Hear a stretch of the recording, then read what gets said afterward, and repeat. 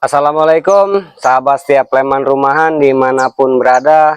Bertemu lagi bersama saya Andri Suban, masih di Sleman Rumahan, seputar rawatan burung pleci dan burung lainnya.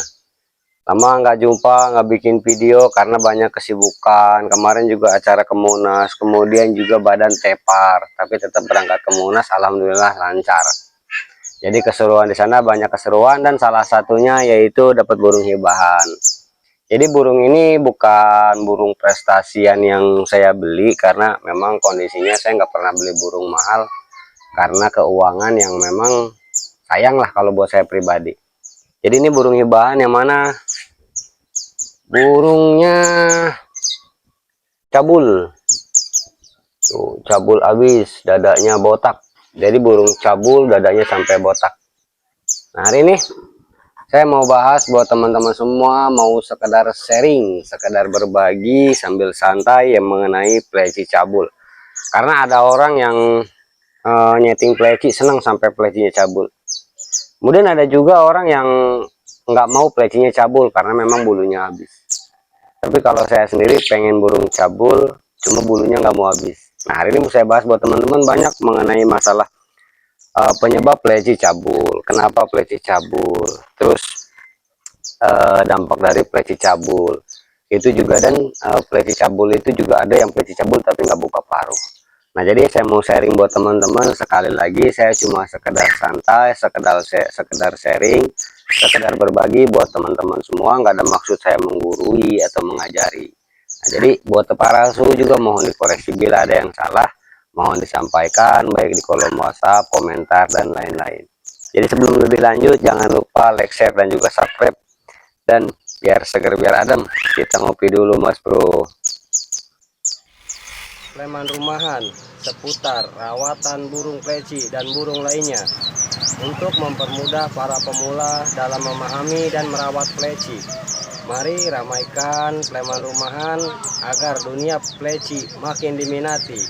Jangan lupa like, share, dan subscribe. Mengenai pleci cabul, kalau pleci cabul semua orang sepakat, pleci cabul itu karena faktor birahi. Cuma ada beberapa perbedaan pendapat. Kalau menurut para buat orang-orang sebagian mengatakan pleci cabul karena rasa panas, jadi diberi doping, panas dari doping dia nggak nyaman sama dirinya, kemudian dia nyabutin bulu.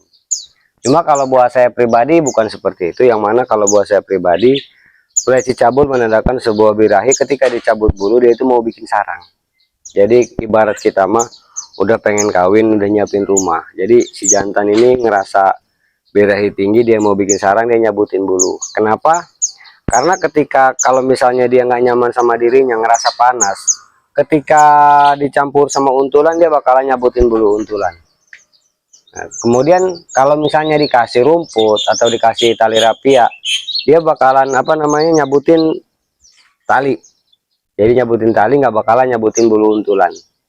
Nah, jadi seperti itu kalau menurut saya pribadi. Jadi nggak masalah kalau masalah itu, yang jelas memang faktor masalah birahi. Dan masalah buat cabul nggak cuma doping. Jadi kalau burung yang nggak didoping pun ketika dia udah mapan birahi tinggi, dia bakalan cabut bulu. Jadi mau didoping mau nggak didoping, kalau dia udah birahi dia bakalan nyabut bulu.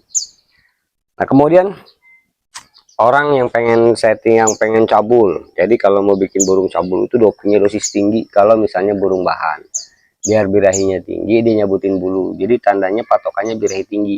Makanya ketika saya waktu bikin vlog kemarin, memberi doping dengan dosis tinggi, kuncinya sampai dia cabul.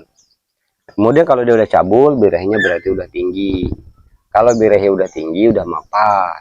Nah, kalau misalnya cabul, apakah buka paruh? Nggak tentu juga. Nah, seperti ini, kalau burung ini kan di koloni, koloninya sama punya sendiri doang ini. Jadi udah biasa-biasa koloni, dan ketika dia deketin gini, dia nggak bakalan ada daya saing, mau bikin gacor, mau bikin bunyi, nggak bakalan.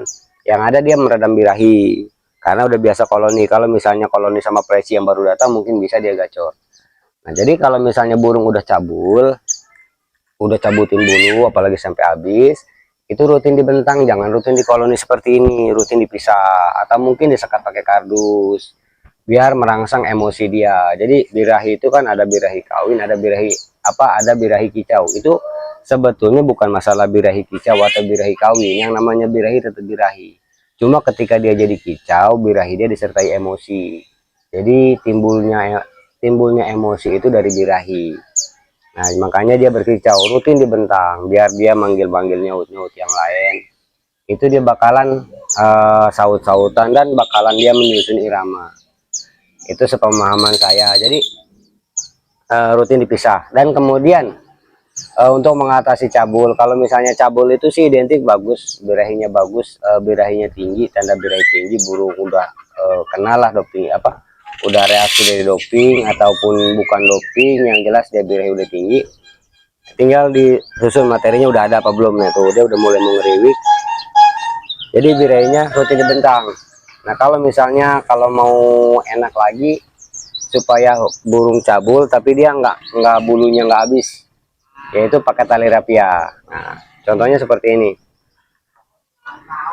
Ini rapia ini fungsinya yang mana selain buat burung cabul, yaitu buat burung yang tanpa untulan. Nah, jadi kalau saya sendiri kalau misalnya pergi ke gantangan atau mau koloni, burung itu kan biar nggak bocor di jalan. Karena ketika dia bunyi di jalan, dalam kerodong, dalam motor bunyi, yang ada performa dia udah habis.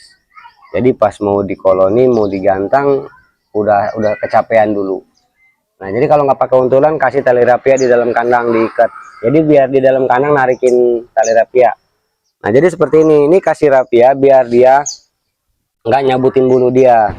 Kasih tali rapia. Nanti kalau misalnya teman-teman mau bentang, rapianya jangan dipasang, dicabut. Karena ketika rapia dipasang, di burung dibentang, dia bukan bunyi, dia nyabutin rapia aja.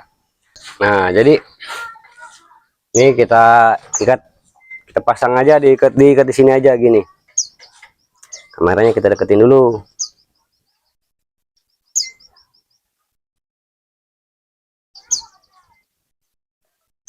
Nah ini taruhnya di belah sini. Kalau di belah sini soalnya kena doping, kena minum.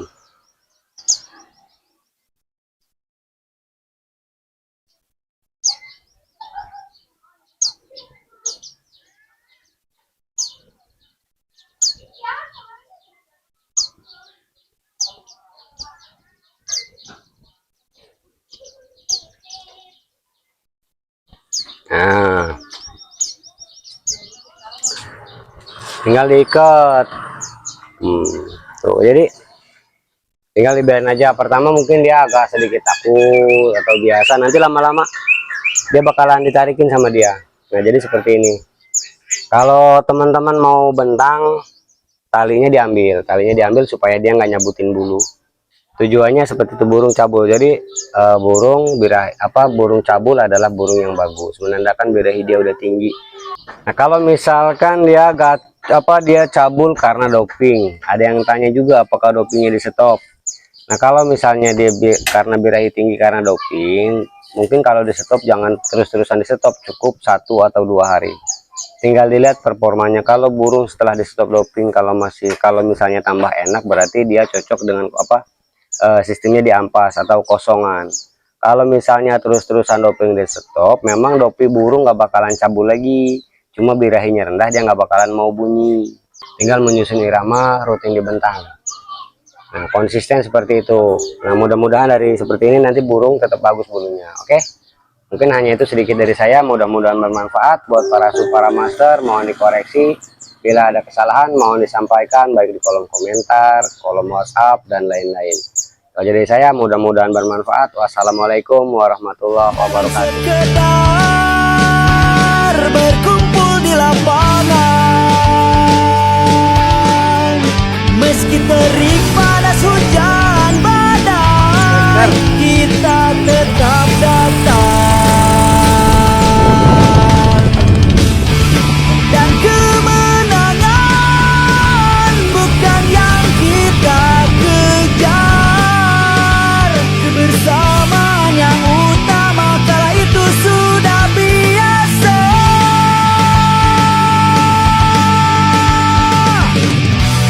Terdengar suaranya dan begitu indah. Pak mau kemana Pak? Mau ke Tangerang Pak. Mau ke Tangerang, dari mana Pak? Dari Bandar Lampung. Acara? Acara Munas. Spekter. Yang lain. Indonesia, Indonesia. Meski berbeda kota, tetap kita Ketinggian, Ki. Masih di tengah lautan.